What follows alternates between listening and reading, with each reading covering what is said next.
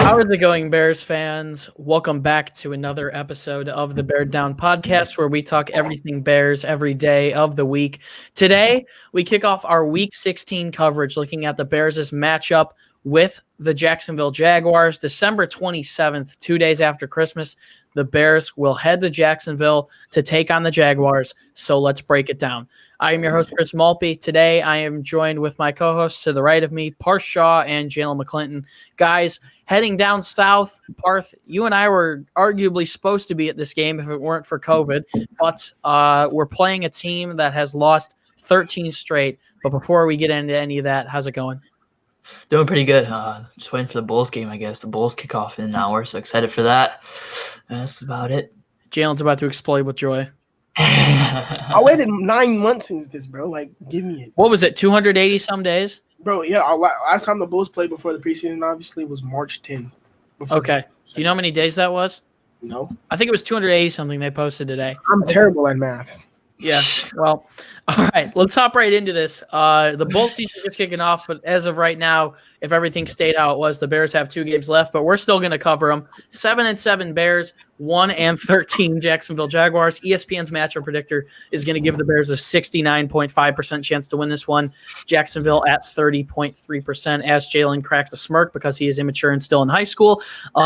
Taking a look at the spread for this game, the Bears are favored by 7.5 points. The over-under for the game is slated at 47 points. Taking a look at the Jaguars, if you guys don't know how these episodes go, we take a look at the Jaguars offense and the Jaguars defense, their depth chart and some of their advanced stats, and then we talk about how each team can win this game, even though I think we know who's going to win this game, but I don't want to get too cocky. Taking a look at Jacksonville's last 5 games, they are 0-5.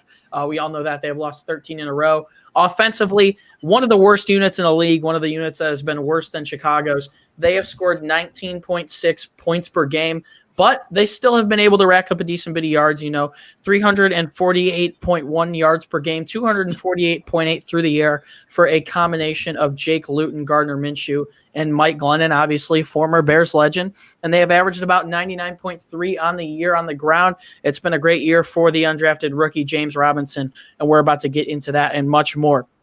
Leading the way for them at quarterback, Gardner Minshew, the second, 216 for 327, 2,259 yards, 16 touchdowns in 5 interceptions. Now, it's interesting because their coach, Doug Marrone, announced that him and Mike Glennon will be battling it out this week to be able to play next week versus Chicago, and how much Bears fans would love it if they got to smash up on Glennon.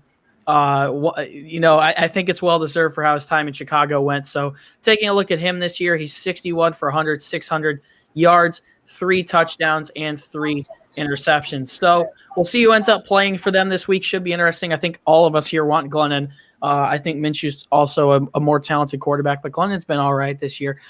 Taking a look at their rushing leader, who Doug Marrone also said might take a rest this week, James Robinson, 240 carries for 1,070 yards and 7 touchdowns. Their leading receiver is DJ Chark. They have a pretty good and pretty young receiving core down there in Jacksonville, but Chark has 49 receptions, 644 yards, and 4 touchdowns on the year. Taking a look at the rest of their offense, they have some good pieces, a lot of young pieces. Once again, this is a team that's definitely trying to develop, and if I were them, I wouldn't want to win this week. They have the number 1 overall pick after the New York Jets beat the Los Angeles Rams, so they are definitely very much so in the race for Trevor Lawrence, and if they lose out, they're going to end up getting their guy. So, but taking a look at the rest of their offense anyways, 2 other very good receivers. The rookie Laviska Shenault Jr. has had a great year. Chris Connolly still able to produce at a high enough level. Also, Keelan Cole Sr. has been great down there. And then D.D. Westbrook is on IR, and he was someone who was involved with trade rumors, hasn't really played this entire year. A pretty good offensive line, if I'm being honest. Andrew Norwell, Tyler Shatley, Cam Robinson, also Jawan Taylor. And it should be interesting to see whether or not James Robinson plays. If I was a Jaguars and you want that number 1 pick and the higher-ups want that number 1 pick, I would doubt that we're going to see him this week at all. But Parth, we haven't seen much production out of these Jaguars offensively in quite some weeks. They've lost 13 in a row, but on the other hand, they still do have a lot of young pieces on offense that are developing. So what do you think about the offense that they run down there? Yeah, it's a pretty interesting offense. It's led by James Robinson. He's had a phenomenal year, Probably should have been a Pro Bowler as well. Yeah, 100% should have been a Pro Bowler, and he's from Illinois State, pretty nearby from where we all live, I guess. He's already a 1,000-yard rusher, has 7 touchdowns in the year. He's playing well. I guess he's the focal point of that offense as they've had quarterbacks, switch out here and there. They've had 3 starting quarterbacks all year. They had Glennon, Minshew, and Jake Luton. I think Minshew's definitely the best out of the 3. He's played well so far this year. I would much rather play Glennon, like Chris said earlier. We would love to see Glennon back versus the Bears. Yeah. It would be nice to see him and Trubisky face off. Mike Glennon was an absolute, terrible quarterback for the Bears. His time in Chicago did not go to plan.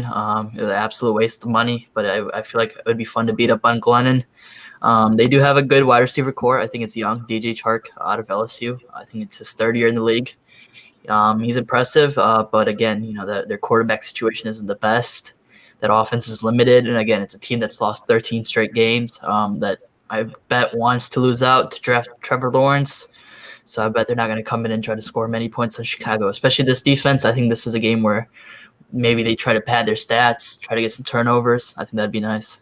Yeah, and I think this will be a game where it's a huge boost of confidence for the Bears offensively and defensively. Heading into a game against Green Bay where, depending on one other game, we don't know – outside of Green Bay winning one other game, the Rams and the Seahawks, we don't know whether or not the Packers are going to start their starters or start their bench players. Either way, heading into Week 17 is going to be a huge game because the Bears will still be in playoff contention depending on what happens to the Arizona Cardinals this week, obviously facing a third-string quarterback, C.J. Beathard, but – should be interesting. I think it's going to be a good boost for the Bears' defense, especially if Robinson doesn't play. You mentioned it. James Robinson is the bell cow of that entire offense. He's got 1,414 all scrimmage yards, and that is tied for the second most in Jacksonville Jaguar history, above Leonard Fournette, above Maurice Jones-Drew during their rookie years, just below Fred Taylor, one of the best running backs probably of our generation. He obviously not playing anymore, but he started in Jacksonville. So, you know what? I think we'll have a good day against them. If Jaylen Johnson comes back, I think our secondary will be able to lock up their guys pretty well.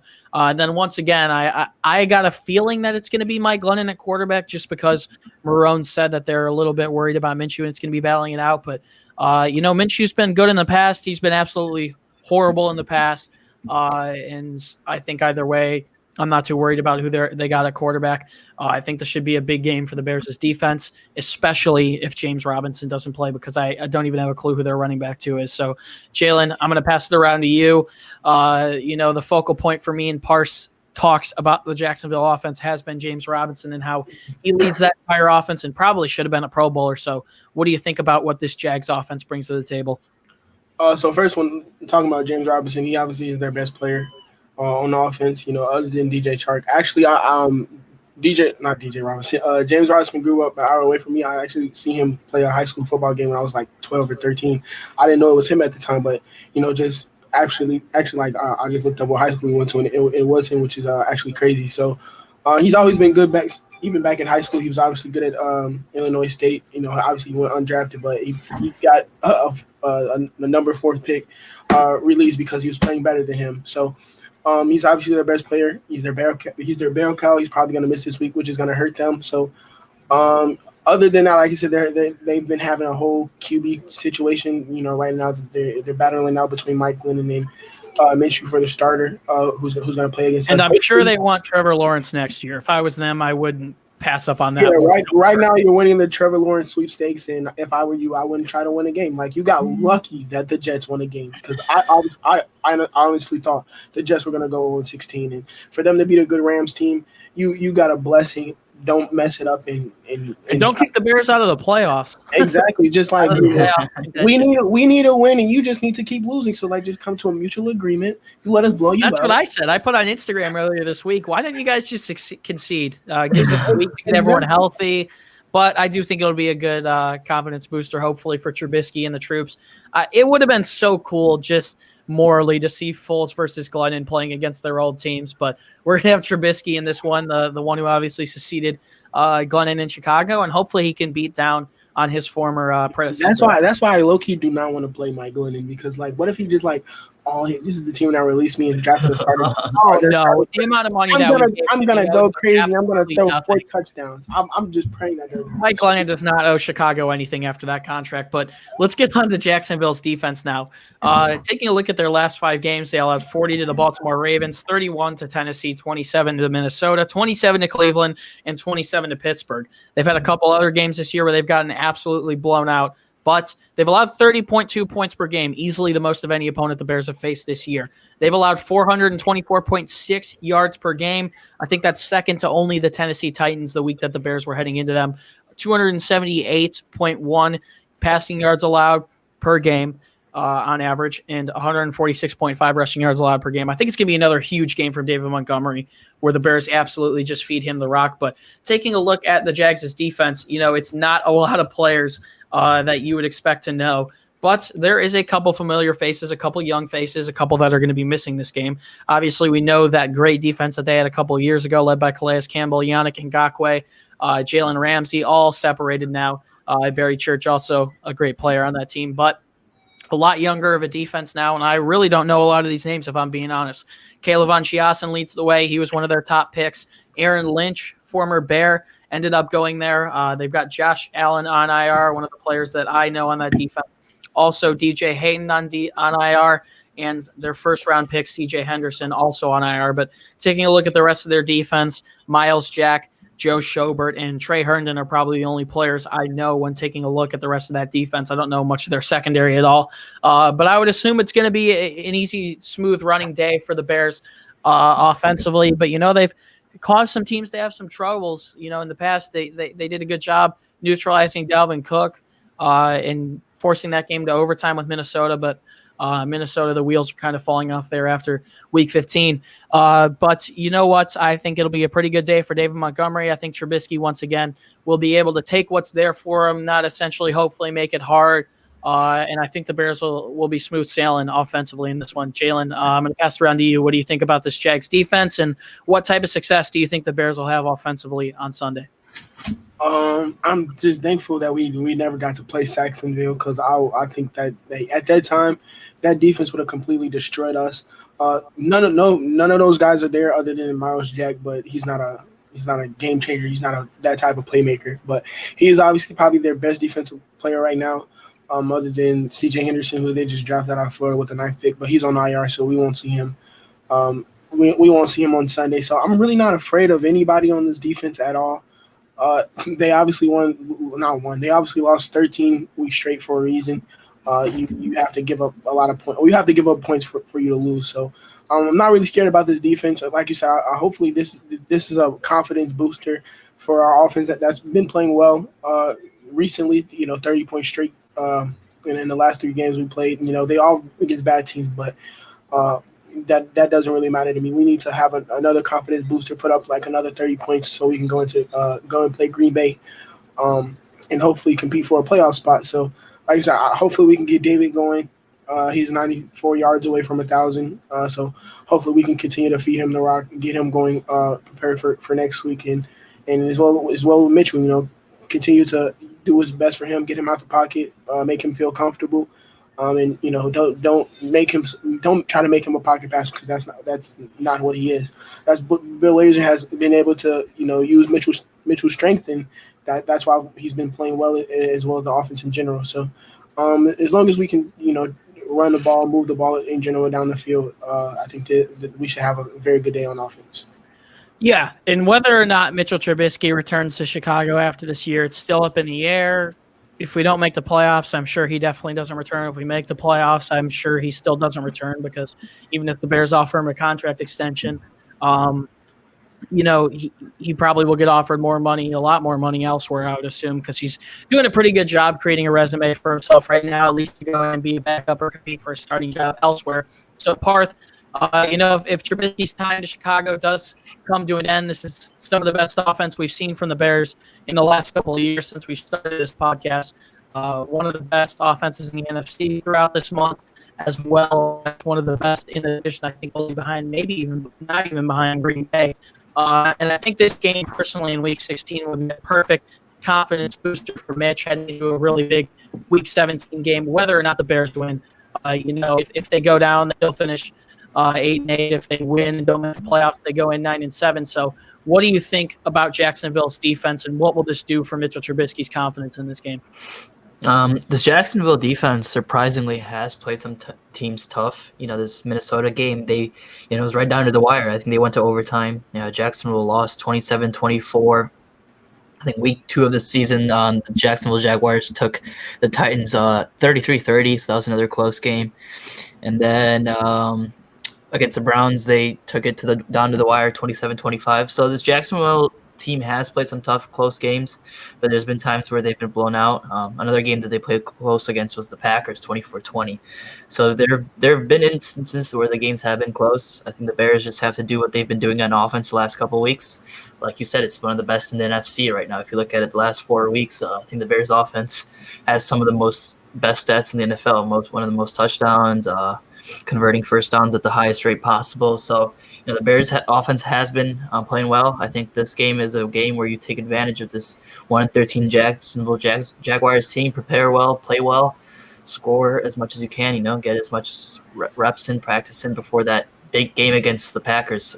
You want to keep that confidence high. So this is a game where I expect the Bears to score a lot of points like they have been, and hopefully play some good defense to lock them down. Yeah, and let's head into the next segment where we talk about how the Jaguars and how the Bears can win this one. I got to be honest with you guys, wherever you're listening, I don't even think we need to talk about how the Jaguars can win this one. If they won it, I'd be shocked. But I think the Jaguars don't want to win it. Parth and Jaylen, are we in an agreement? Can we cut this podcast shorter? Yes. Don't mess up your chance to get one of the best QB prospects. Exactly. Exactly. Yep. And I don't even think they'd want to win anyways. Even if what's the point of winning? They'd still want Justin Fields, so it wouldn't make sense for them to move out of the spot that they're in. So I don't even think we need to discuss that. But pretty simply, talking about how the Bears can win, I don't think there's much to say. Keep the ball on the ground. I want David Montgomery with 20-plus carries in this one at least. And for Mitch, just take what you can get. And I think we're going to have a fine time making stops on defense, especially if Jalen Johnson's back. I've enjoyed how Duke Shelley's played so far. I'd probably give him a decent grade if I had to do so. Kindle Vildor is a little bit more of a liability, but on the other hand, he's still a year younger and hasn't had that NFL experience yet. But I think we won't see Buster Screen back for the rest of the season. Duke Shelley's been great. I think you just got to make stops on defense. And if Robinson does play defensively, you focus all the attention on him. It's like what's happened when you've played the Saints and have had to focus all the attention on Alvin Kamara. Same goes for a team like the Vikings with Dalvin Cook.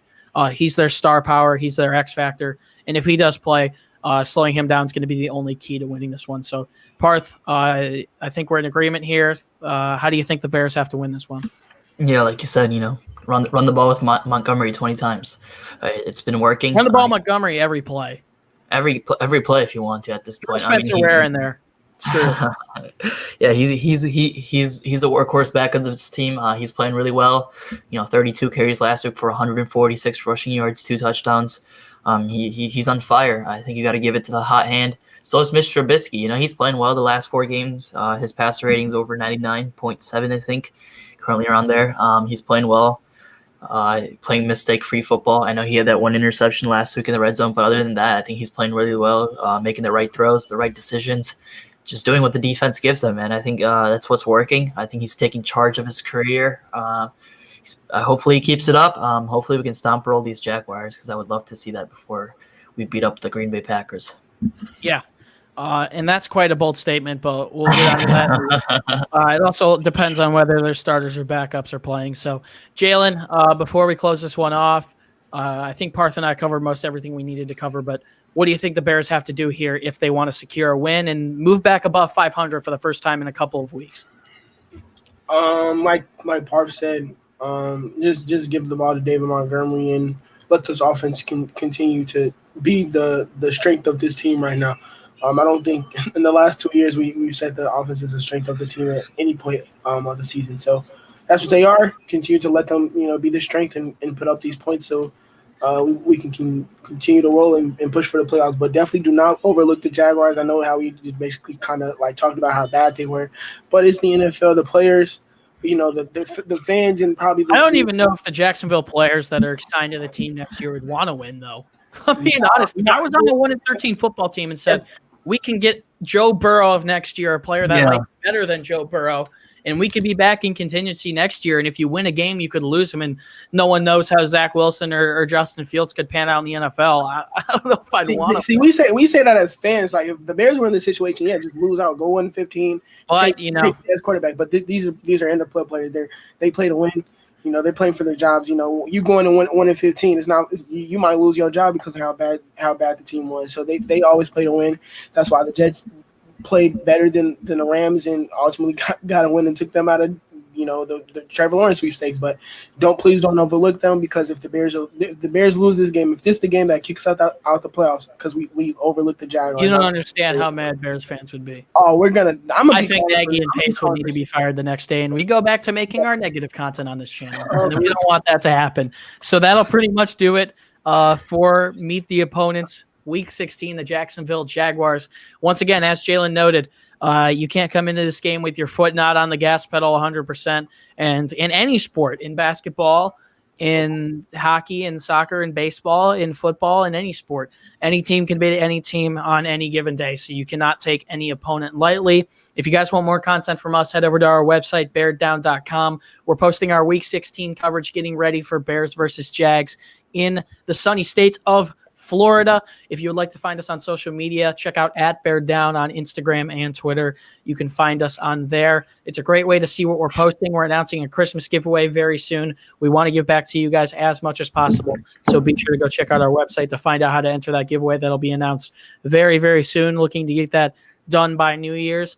And finally, you can find the links to all of our social media down in the description, Instagram and Twitter. It's a great way to interact with us, see our takes on other sports, as well as the rest of what's going on with the Bears.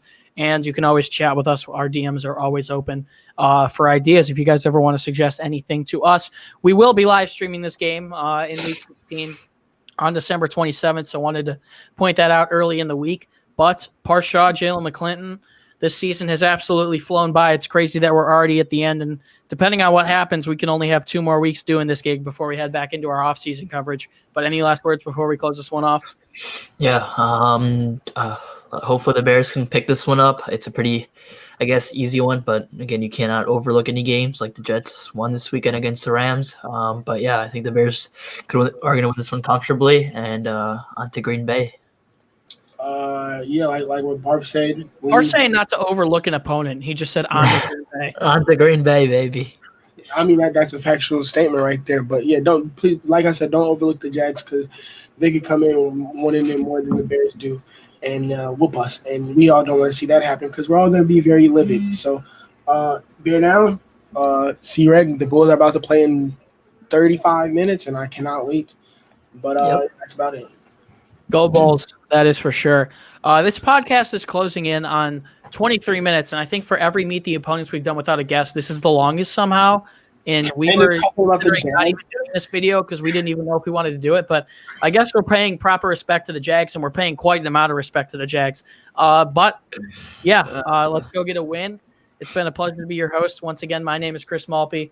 Bears fans, we're going to keep up the content on YouTube, Spotify, and Apple Podcasts. We're all out of school now, so we're excited to continue to pump out content for you guys. 2020 has been incredible. We have a couple special things coming out later this week before the year closes off, and we're going to keep it up in 2021 and for the foreseeable future. So as always, do us a favor and stay safe and bear down. We'll see you guys in the next one. If you're watching on YouTube right now, that'll be a couple of uncuts on Thursday. If you're watching, if you're listening on Spotify or Apple Podcasts, it'll be 3 key matchups in Bears versus Jaguars. So we will be back with that tomorrow. And that's pretty much it for us, guys. We'll see you then. Peace out.